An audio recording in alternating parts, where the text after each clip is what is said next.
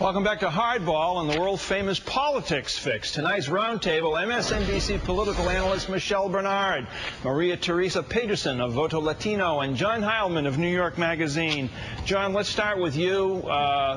Earlier today, a group of Republican congressmen were walking aimlessly around the Capitol, I guess, like the losers that most congressmen are on both sides of the aisle, speaking before the empty House floor. But the issue was offshore oil drilling, which seems to have gained some traction for John McCain against Barack Obama. What's your sense of this issue and the fact that the Republicans are indicating that the Democrats, led by Nancy Pelosi in the House, refuse even to vote on this issue?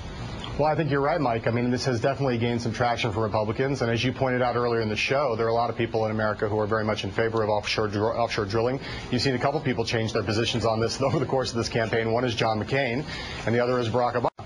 And I think when you see the Republicans attacking the Congress on this, it's a time-honored tactic.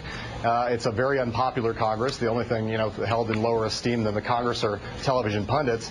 And I think they get some mileage out of this. But I'm interested in the fact that I do think the public is ahead of the politicians on this issue. And I do think that although they are in favor of offshore drilling by some margin, I also think they recognize that, as Obama has been arguing, this isn't a long-term solution to the problem, and it needs to be seen in a larger context. It needs to be part of a larger long-term solution. And in that sense, I think Obama is kind of closer to where the public really is than the Republicans are.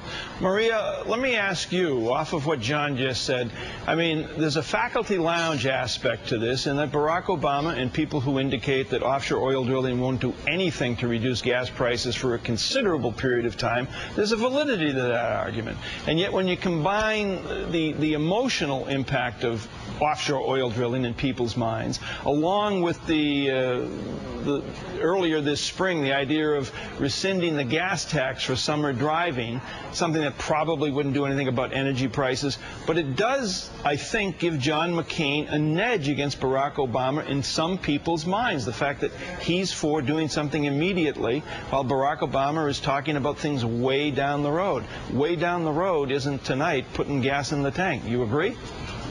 That's right. I think you nailed it, Michael. I think what happened is that the Republicans finally got something from the heavens and said, you know what, this resonates. And at the end of the day, they can go into the chambers and they can talk all they want, but they also understand that politics is local. So they can go back in November and they actually have an issue saying, hey, we've been trying to fix this oil crisis, and it has to be local and it has to be done right away. And Barack, he had an opportunity really to use this issue as his own, but instead, back in June, when he did provide when he did say very flippantly that what McCain was providing, that $30 rebate in your tax tank wasn't enough, that was his opportunity to own that issue. But he didn't provide real concrete solutions. And because it is so far out where, we're talking about 10 years to actually feel the pain, to actually feel the rewards, this is an opportunity for McCain really to own this, and the Republicans get it, and that's why they're talking to themselves right now in a chamber. Michelle, earlier today, Barack Obama was in Lansing, Michigan, talking about energy, gas costs, rebuilding the automobile industry.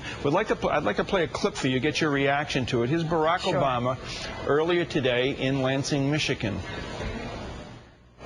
He said, and I quote, "Our dangerous dependence on foreign oil has been 30 years in the making and was caused by the failures of politicians in Washington to think long-term about the future of the country." Now, what Senator McCain neglected to mention was during those 30 years, he was in Washington for 26 of them. And in all that time, he did little to reduce our dependence on foreign oil. Michelle, pretty good rejoinder. It's a good rejoinder. It's a cute soundbite. But here's the difficulty for Senator Obama with that soundbite.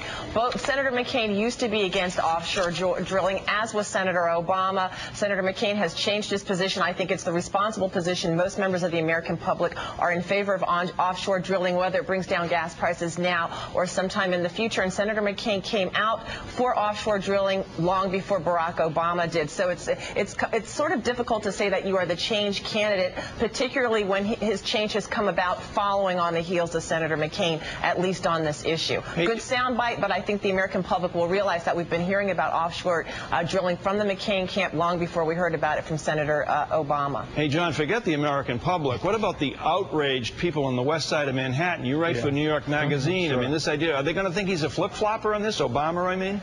Well, I mean, look, there are obviously going to be some hardcore Greens who don't like this. You can already see it out there on the blogosphere that, it's playing into this notion that he's hinting pretty dramatically towards the center yet again, which is an idea that's taken hold over the last couple months as Obama has moved to the center on a number of different issues. But I'm not sure those people are ready to abandon Barack Obama anytime soon over this issue or any other.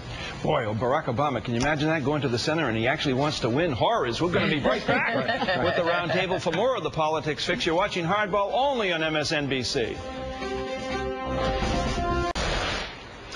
Back with the Roundtable, going right to automatic pilot. Bill Clinton defending how he campaigned for his wife during the primaries. Take a listen. Do you personally have any regrets about what you did campaigning for your wife?